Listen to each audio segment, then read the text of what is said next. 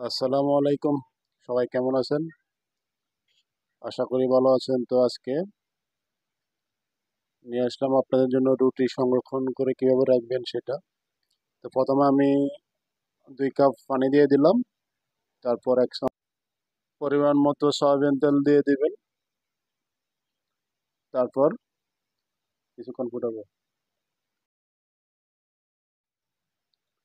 তারপর পানিগুলো 5-6 মিনিট ফুটিয়ে নিব।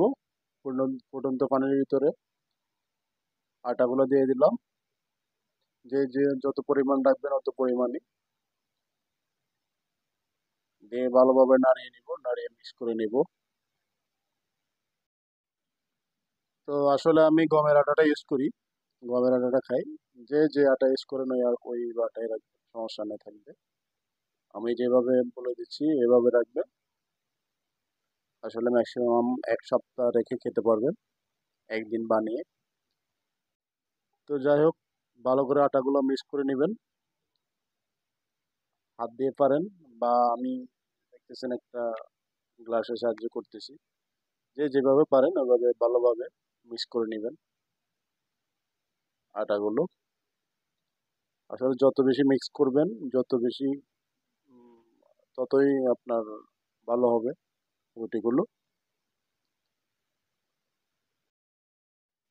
তো তারপর পরিমাণ মতো নিয়ে নিব, যে যে কয়টা বানাবেন ওই কয়টা নিয়ে নেবেন।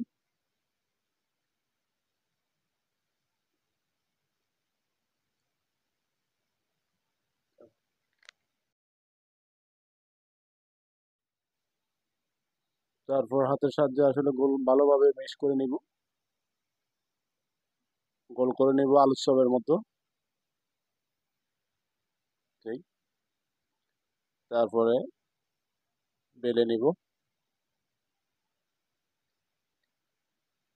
যত বেশি মলবেন আর করবেন, মিক্স করবেন, তত বেশি রুটিগুলো সুন্দর হবে।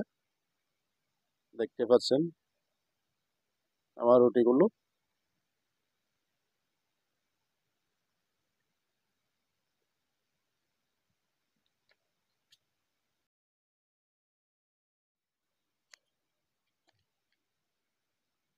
তো আস্তে আস্তে রুটিগুলো বেলে নিব।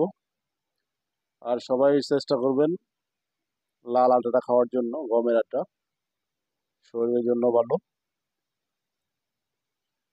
মেডিসিন ছাড়া।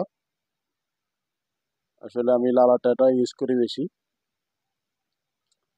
অনেকে আবার সাদাটা খায়। আসলে সাদাটা মজা খাইতে, সুন্দরও দেখা যায়। তো আলহামদুলিল্লাহ আমার প্রায় 15 পিস রুটি হয়েছে এখানে। এভাবে আমি ফ্রিজে